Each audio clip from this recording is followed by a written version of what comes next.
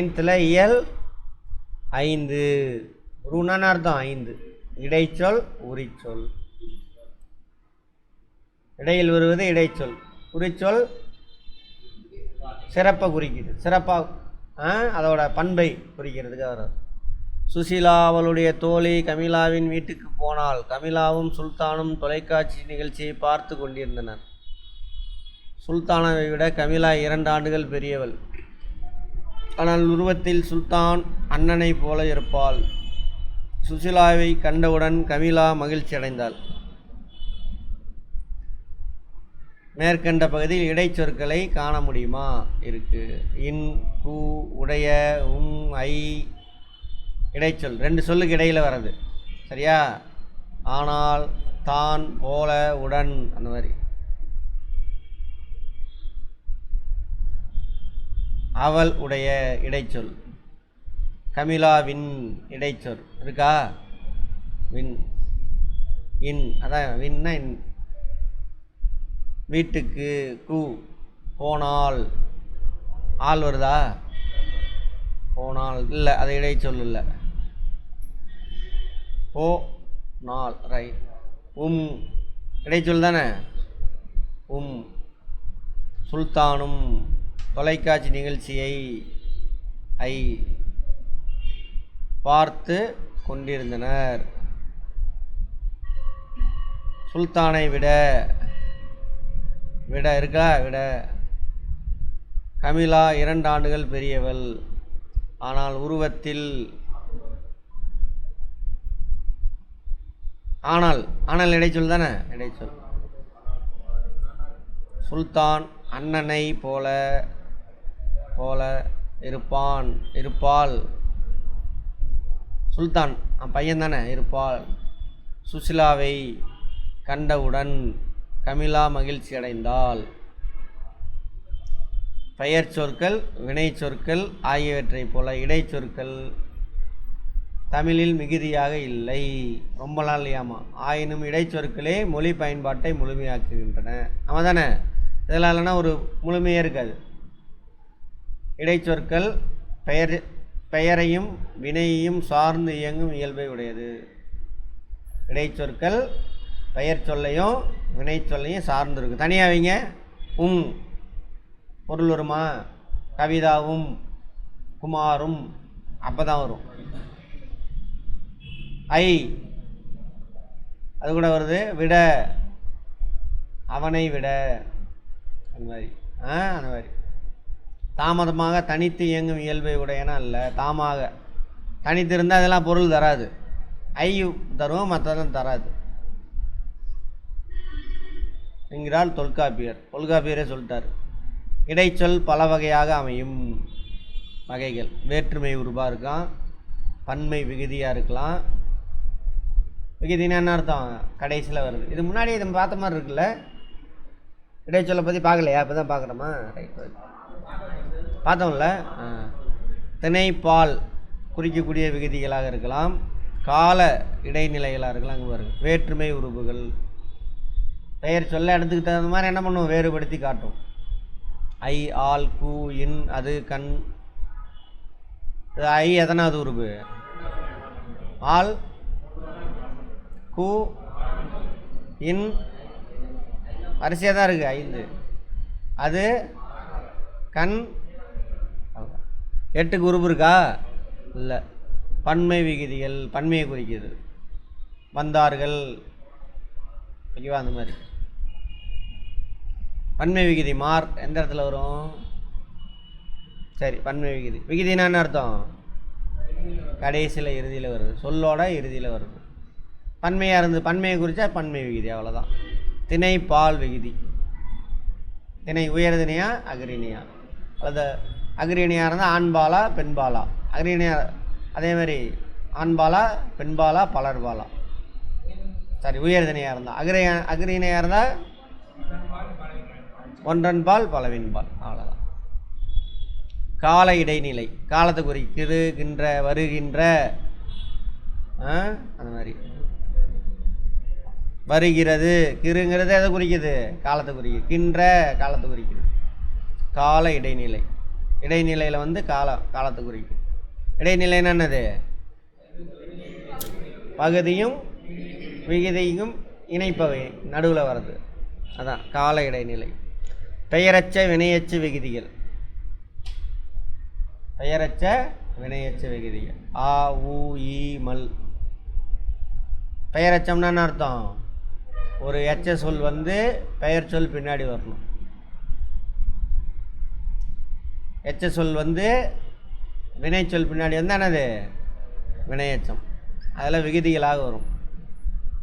எதிர்மறை இடைநிலைகள். எதிர்மறை என்னன்னு அர்த்தம்? முன் இதுக்கு ஆப்போசிட்டாக இந்த வார்த்தை வரும்.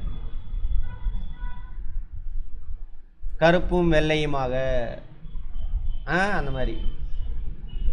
தொழில் பெயர் விகுதிகள். தொழில் பெயரில் விகுதிகளாக வரும். சரியா?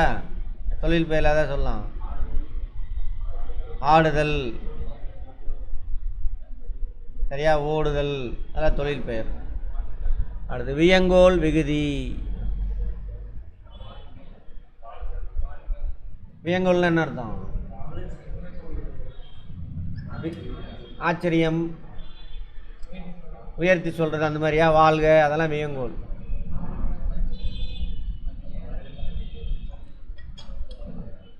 சாரியை. சாரியைன்னா என்னது? இடைநிலைக்கும் விகுதிக்கும் இடையில இருக்குது. அத்து, அற்று, அம். உவம உறுப்புகள். போல, மாதிரி. உமைக்கும் உவமேயத்துக்கும் இடையில் வர்றது உவம உறுப்பு. இணைப்பிடை சொற்கள். இடை சொற்கள் இல்லை என்றால், அதை ரெண்டு வார்த்தை இணைக்கிறது. அல்லது இது அல்லது அது, அது மாதிரி.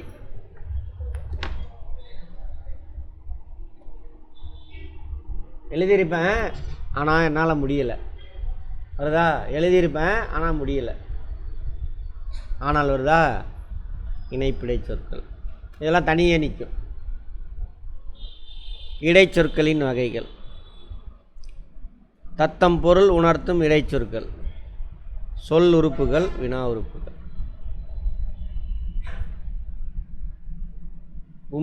ஓ, ஏ, தான், மட்டும், ஆவது, கூட, ஆ, அம், இதெல்லாம் அவங்கவுங்களுடைய பொருள் உறுத்து தாம்மா. சொல்லுறுப்பு. மூலம், கொண்டு, இருந்து, பற்றி, வரை. சொல்லுறுப்பான் எதுக்கு எப்படி சொல்கிறான்னு தெரில. வினா உறுப்பு. ஆ, ஓலாம் வினா உறுப்பு. இவற்றில் ஓ, ஏ, தான், மட்டும், ஆவது, கூட, ஆ, ஆம் ஆகிய இடைச்சொல்லை தற்கால தமிழ் மிகுதியாக பயன்படுத்துது. அதுவும் இதுவும் இடைச்சொல்லா? இந்த மாதிரி.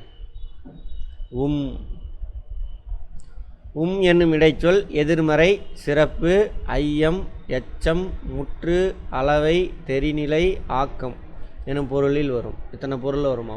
எடுத்துக்காட்டு: மழை பெய்தும். எதிர்மறை.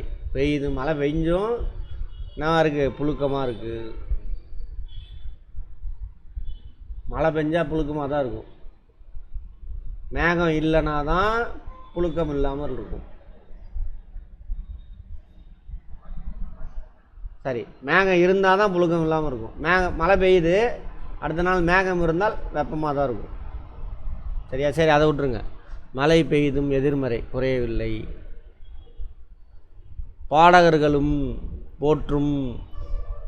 பாடகர்களும் போற்றும். உயர்வு சிறப்பு. எது?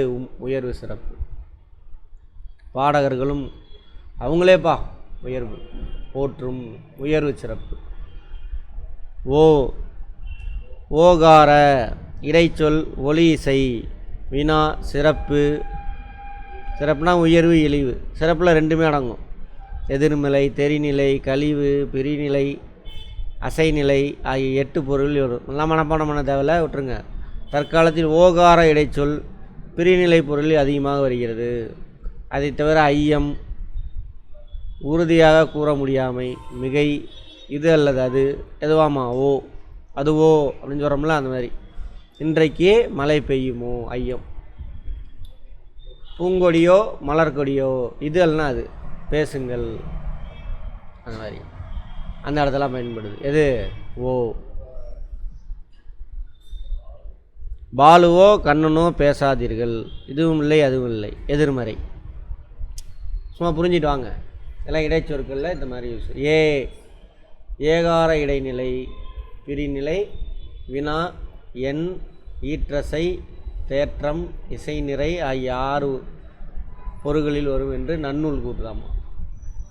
தற்காலத்தில் ஏகாரம் தேற்றப்பொருளில், தேற்றப்பொருள்னா அழுத்தம் கொடுக்கறது மட்டுமே. அண்ணல் காந்தியடிகள் அன்றே தேற்றம், அழுத்தம் கொடுக்கறது, தேற்றுதல் அப்படின்னு நான் வச்சுக்கோங்க. நடந்தே வந்தான், நடந்து வந்தான்ப்பா, நடந்தே வந்தப்பா. அப்பா என்ன வேலை செய்கிறாரு? கூலி வேலை தான் சார் செய்கிறாரு. கூலி வேலை செய்கிறேன்னா எப்படி இருக்குது? கூலி வேலை தான் சார் அதை அழுத்த சொல்கிறோம், கஷ்டப்படுறோம் சார் அப்படின்னு காட்டுறது. சரியா? இன்டர்வியூலாம் அப்படி சொல்லக்கூடாது. எந்த வேலையும் இழிவான வேலை கிடையாது. அப்பா கூலி வேலை செய்கிறார் அப்படி தான் சொல்லணும். சரியா? என்ன வேலை?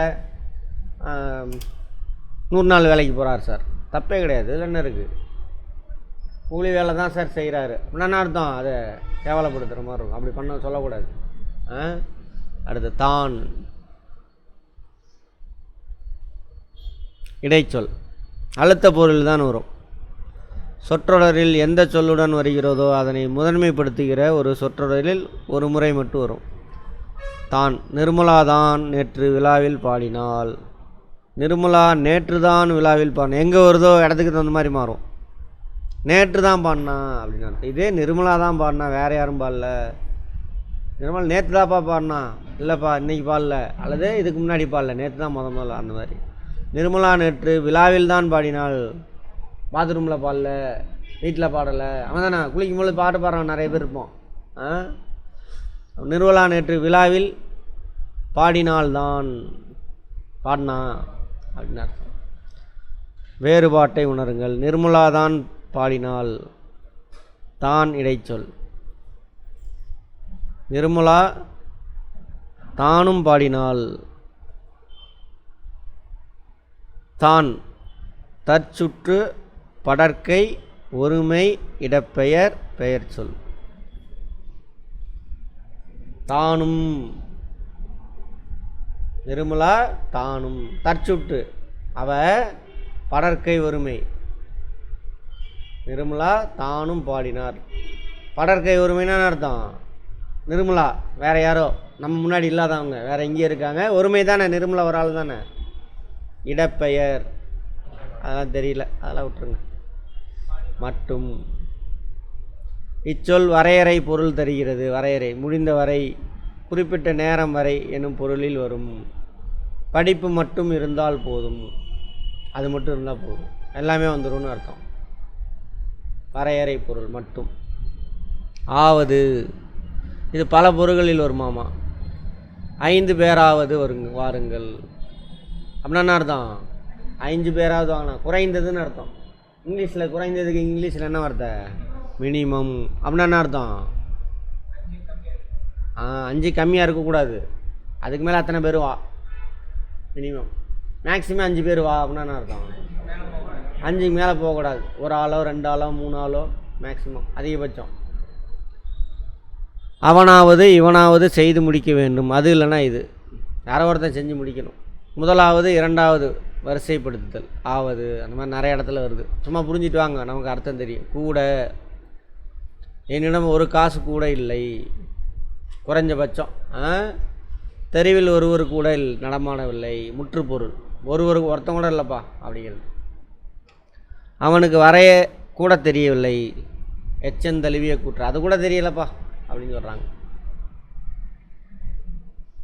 வினா பொருளில் வரும். புகழேந்தி நேற்று உன்னுடன் பேசினானா? புகழேந்தி நேற்று உன்னுடனா பேசினான்?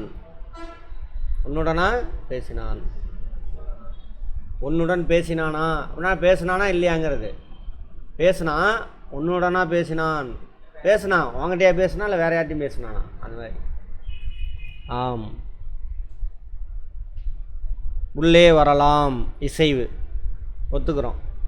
இனி என் தலைநகர் போகிறானாம், செய்தி, அங்கேயும் யூஸ் பண்ணலாம். பறக்கும் தட்டு நேற்று பார்த்ததாம் பறந்ததாம். வதந்தி, அதெல்லாம் வதந்தி தான், பொய்மொழி. வதந்திக்கு இன்னொரு பேர் என்னது? பொய்மொழி. பறந்ததாம். வெள்ளைக்காக்கா பறந்துச்சான். வெள்ளைக்காக்கா இருக்கு இல்லை? ஆமாம், அது மாதிரி.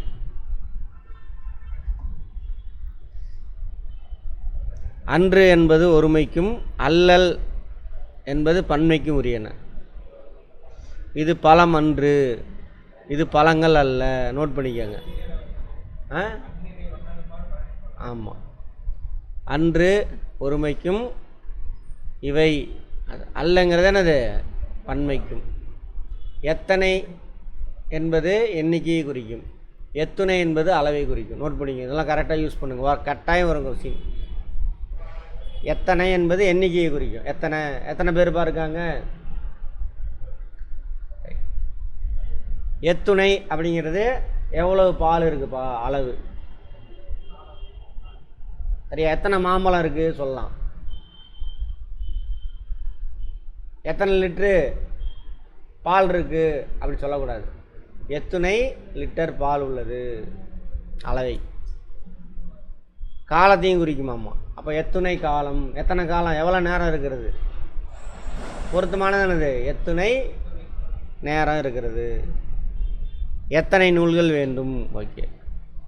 எத்துணை பெரிய மரம், எது அளவு குறிக்குது? எத்துணை பெரிய, எவ்வளவு பெரிய மரம் அப்படி சொல்லக்கூடாது. எத்தனை ஆண்டு பழமையானது, எத்தனை ஆண்டு பழமையானது, தப்பு அது. எத்துணை ஆண்டு. புரியுதா? ரைட். உரிச்சொல். உரிச்சொல் முன்னாடி பார்த்துட்டோம்ல, சரி கொஞ்சம் தான் இருக்குது, முடிச்சிடலாம். பெயர்களையும் வினைகளையும் சார்ந்து பொருளை உணர்த்துகிறது. இசை, குறிப்பு, பண்பு அதெல்லாம் குறிக்கும். ஒவ்வொன்றும் தனித்து பொருள் உடைய, தனித்தும் பொருள் உண்டு, ஆனால் இவை தனித்து வழங்கப்படுவதில்லை. உரிச்சொல்கள். உரிச்சொல்கள் எதுக்கான்? செய்யுளுக்கு, கவிதைக்கு தான் உரித்தது அப்படின்னு நன்னூல் சொல்கிறாங்க. ரெண்டு முக்கியமான இலக்கண நூல் எது? தொன்மையான தமிழ் தொல்காப்பியம், அப்புறம் நன்னூல். கடிமலர். ஒரு சொல் பல பொருளுக்கு உரியது. கடி. இது எல்லாத்துலேயும் பாருங்கள், உரிச்சொல் தான் இதெல்லாம். கடி கடி கடி, இடத்துக்கு தகுந்த மாதிரி மாறிடும். கடி மலர். மலர் என்ன பண்ணும்? மனமாக இருக்கும். மனமிக்க மலர்னு அர்த்தமா. கடிநகர் காவல் மிக்க நகரம். கடி விடுதும், விரைவாக விடுவோம். கடி விடுதும், வினை சொல்ல. விடுதும், விடுவோம், சீக்கிரம் விட்டுருவோம். கடி நுனி, கூர்மையான நுனி, ரொம்ப ஷார்ப்பாக இருக்குன்றோம்ல. நுனினா டிப்பு, ரொம்ப ஷார்ப்பாக. கடி நுனி. அடுத்தது உருவ, தவ, நனி என்ற 3 உரிச்சொல்லும் மிகுதி என்னும் பொருளில் வருகிறது. அங்கே பார்த்தோம்ல, உரிச்சொல்லையே பல பொருள் தரக்கூடிய ஒரு சொல், அதேமாதிரி ஒரு பொருள் தரக்கூடிய பல உரிச்சொல் அப்படின்னு பார்த்தோம். 8th தான் நினைக்கிறேன். பல சொல் ஒரு பொருள். உரு, தவ, நனி இதெல்லாம் எதை குறிக்குது? மிகுதி, அளவுக்கு அதிகமாக இருக்குது. உரு பசி, பயங்கரமான பசியாக இருக்குப்பா. தவச்சிறிது, ரொம்ப ரொம்ப சின்னதுப்பா. நனி நன்று, ரொம்ப நல்லது, வெரி குட் அப்படின்றோம்ல. தமிழ் வார்த்தை என்னது? நனி நன்று.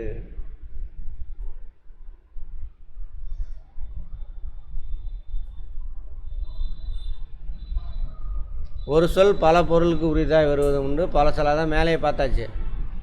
மல, குல என்பவற்றிலிருந்து உருவானவை மலலை. மல, குல, அது மலலை. குழந்தை போன்ற சொற்கள். குல, மலலை என்ன குழந்தை தான். குல, குலன்ற வார்த்தை குழந்தை. உவப்புனா உவகை, உவகைனா சந்தோஷமா. ஆமாம். பசப்பு அப்படின்னா நிறம் மங்குதல், பசப்பு. பயப்புனா பயன், அப்படியே பயன்படுத்தப்படுகிறது. நான் வார்த்தையெல்லாம் பார்த்துக்கேன். உவப்புனா உவகை, உவகைனா மகிழ்ச்சி. பசப்பு மங்கச் செய்தல், நிறம் மங்குதல். பயப்பு பயன்.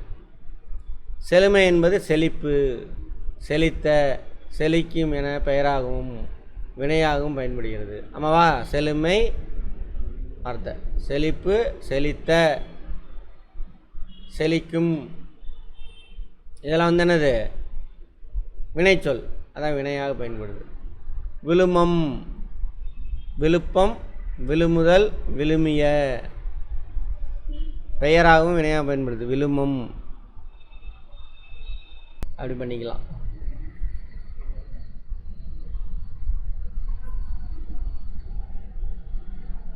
இதெல்லாம் நீங்களே சால்வ் பண்ணுங்க.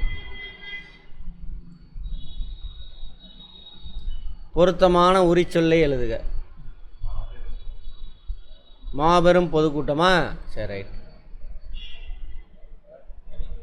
கடி விடுதும் இப்போ தானே பார்த்தோம். விரைவில் விடுவோம் அப்படின்னு. முதல், முதல்னா என்ன அர்த்தனே தெரியலையா? தவநுதல், தவநுதல், சாலச் சிறந்தது.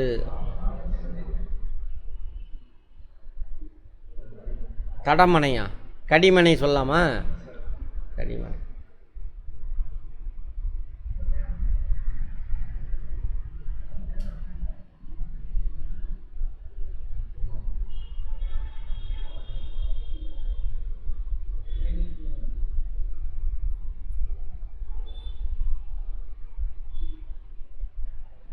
கலைச்சர், சமூக சீர்திருத்தவாதி, சோசியல் ரிஃபார்மர்.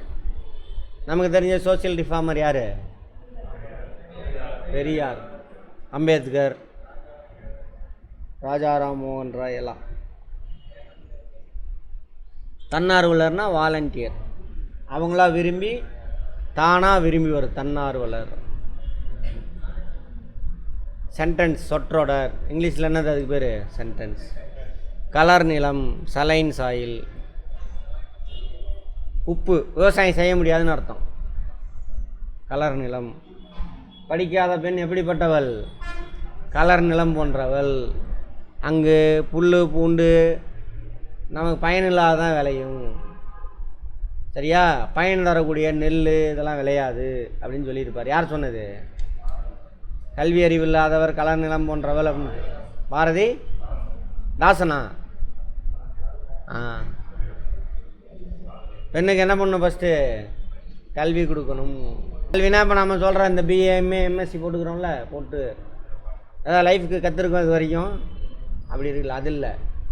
லைஃப் அங்கே படித்து அதில் நிறைய விஷயம் சொல்லியிருக்காங்க முன்னோர்கள் கண்டுபிடிச்சி. அதை என்ன பண்ணணும்? எடுத்துகிட்டு வந்து லைஃப்பில் பயன்படுத்தணும். சரியா? சோறு சாப்பிட்றோம், பயாலஜி பார்த்துட்டு இருக்கோமா? போய் எத்தனை பேர் கேள்வி கேட்டீங்க இந்த சாப்பாட்டில் என்னென்னலாம் இருக்குன்னு? கேள்வி கேட்டிருக்கீங்களா? எப்பயாவது அட்லீஸ்ட் நீங்கள் வந்தோடனே அது என்னென்னலாம் இருக்கும் அதில்? கார்போஹைட்ரேட்டு, மினரலு, விட்டமின்ஸு, ப்ரோட்டீனு, ஃபேட்டு எல்லாமே இருக்கும். மினரல் விட்டமின் எதில் அதிகமாக இருக்குது? எந்த பழங்கள் காய்கறியில். சாப்பிட ஆரம்பிச்சிட்டிங்களா? வேலை கம்மியாக இருந்தால் அரிசியை குறைச்சிக்கணும், காய்கறி சேர்த்து சாப்பிடணும். வேலை அதிகமாக செஞ்சிங்கன்னா அதுவே பசி எடுக்கும். கார்போஹைட்ரேட் அரிசி அது சாப்பிடணும். பருப்பில் என்ன அதிகமாக இருக்குது? புரோட்டீன், பருப்பு சேர்த்திக்கணும். சரியா? ரைட். நிறைய பேர் காயெல்லாம் எடுத்து எடுத்து ஓரமாக வச்சுருவாங்க. அப்படி இல்லை.